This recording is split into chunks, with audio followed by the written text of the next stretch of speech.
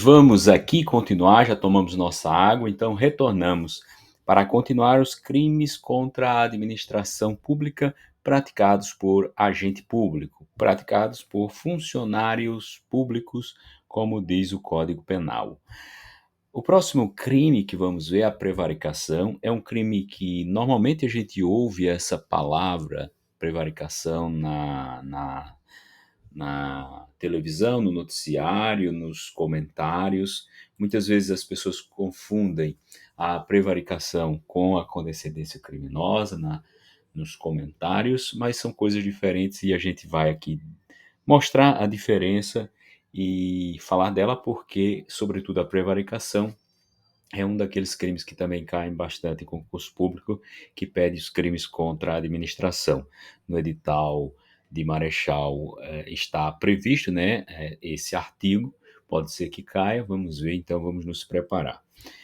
Retardar ou deixar de praticar indevidamente ato de ofício ou praticá-lo contra disposição expressa de lei para satisfazer interesse ou sentimento pessoal.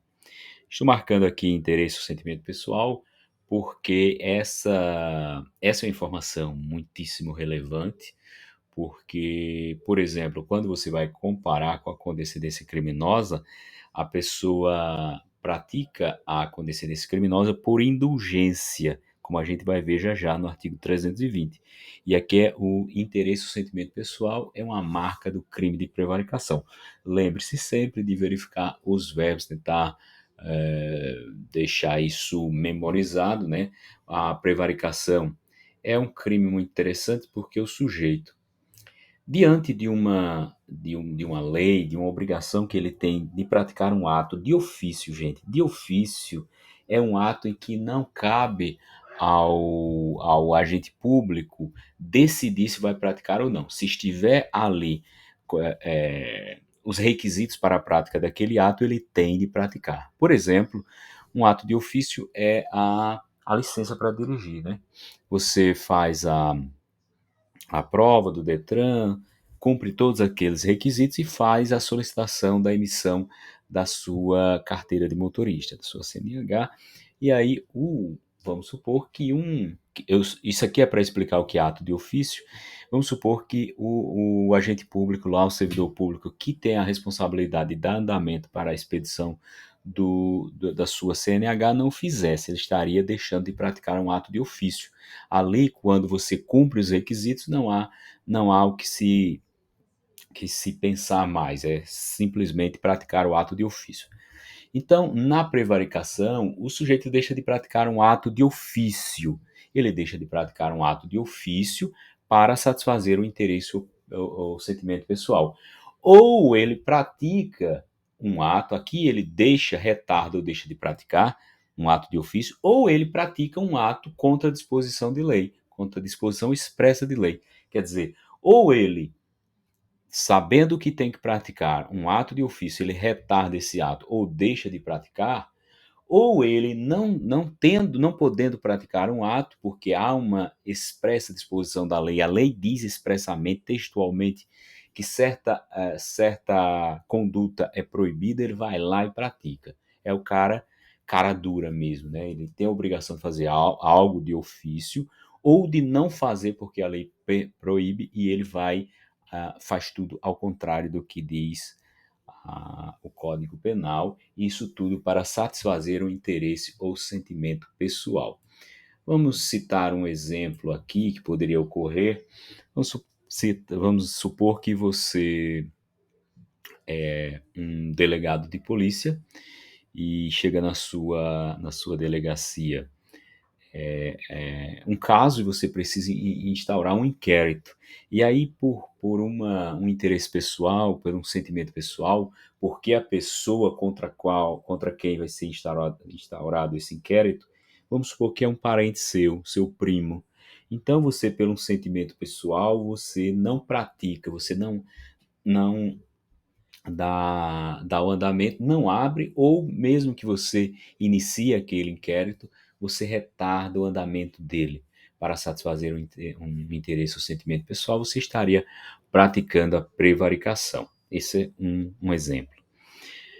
Vamos então para a condescendência criminosa. A condescendência criminosa é deixar o funcionário, aqui não fala mais em retardar, fala apenas em deixar o funcionário por indulgência. Então, aqui na condescendência criminosa é para satisfazer o interesse e o sentimento pessoal. Na condescendência criminosa, ele deixa de praticar um ato por indulgência, de responsabilizar subordinado. Então aqui só cabe para aquela pessoa que tem um subordinado, ou mais do que um, que cometeu infração no exercício do cargo. Então o sujeito tem um subordinado que praticou uma infração no exercício do cargo e você, por indulgência, esse sujeito, por indulgência, deixa de levar o fato ao conhecimento da autoridade competente, ou deixa de fazer, de responsabilizar, se estiver dentro da competência dessa pessoa, deixa de responsabilizar o funcionário, né? Ele deixa de responsabilizar o funcionário, ou ele, se ele não tiver a competência para proceder a essa responsabilização, ele deixa de levar o fato ao conhecimento da autoridade que tem essa competência. Então, isso é a condescendência criminosa. Próximo crime é a advocacia administrativa. Olha o verbo aqui, patrocinar, seja direto ou indiretamente, interesse privado perante a administração pública, valendo-se da qualidade de funcionário público. O sujeito que está no exercício de um cargo, ele começa a patrocinar, a dar andamento, né, a ajudar a que chegue a um deslinde, um processo, uma situação, valendo-se do cargo, né, ele patrocina um interesse que seja privado. Não é um interesse público, não é um interesse da administração, é um interesse privado.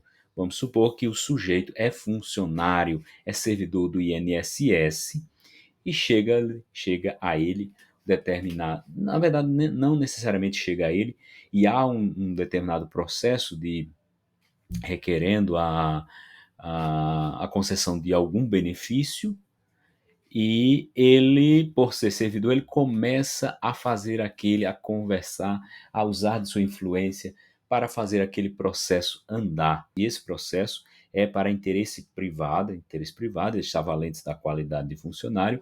Lembre-se, gente, isso aqui nada tem a ver com a advocacia, não é a atividade do advogado, não. Isso aqui é um servidor público que, vamos supor, começa a dar um jeitinho para que um interesse privado chegue a bom termo, chegue a ter um resultado, e ele vale-se dessa condição né, de ser servidor público. Então, ele comete esse crime para ajudar alguém, para ajudar um amigo, para ajudar alguém que de alguma forma ele deve um favor, enfim, ele começa a patrocinar essa causa. Violência arbitrária é simples de entender, né? Praticar a violência no exercício de função a pretexto de exercê-la. Então, simplesmente, a prática de uma violência é a chamada de violência arbitrária. Mais dificilmente vai cair, não cai muito, mas é bom saber, é bom ler. Abandono de função. Olha só, abandonar a função em algumas situações é crime, gente. Se a lei não permite em algumas situações o abandono do cargo e você o faz e você abandona, isso é crime. Abandono da função é crime, ok? Exercício funcional ilegalmente antecipado ou prolongado. Olha só, entrar no exercício da função pública antes de satisfeitas as exigências legais, ou continuar a exercê-la sem autorização, depois de saber oficialmente que foi exonerado, removido, substituído ou suspenso. É o sujeito que antes de estar autorizado a entrar em exercício, ele já começa a exercer o cargo. Ele se apresenta como um servidor investido naquela função e ele começa a exercer. Ou ele foi suspenso, removido, substituído, exonerado, ou seja, ele está fora já da atividade e ele continua exercendo, desde que ele tenha sido oficialmente notificado, ele não pode mais exercer, e se ele exercer, ele vai estar cometendo esse crime de exercício funcional ilegalmente antecipado ou prolongado.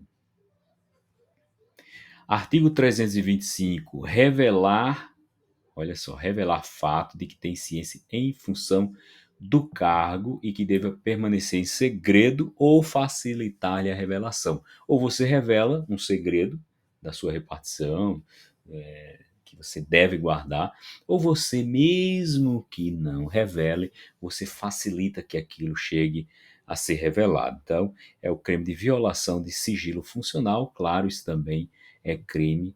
A gente precisa ter esse conhecimento.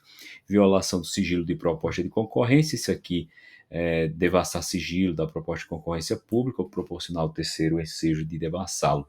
Então, isso aqui vai estar ligado a licitações, né? Devassar o sigilo de proposta de concorrência pública. Aqui a gente encerra os crimes contra a administração pública praticados por servidor público e em breve a gente vai ver no próximo vídeo os crimes praticados por particular contra a administração pública.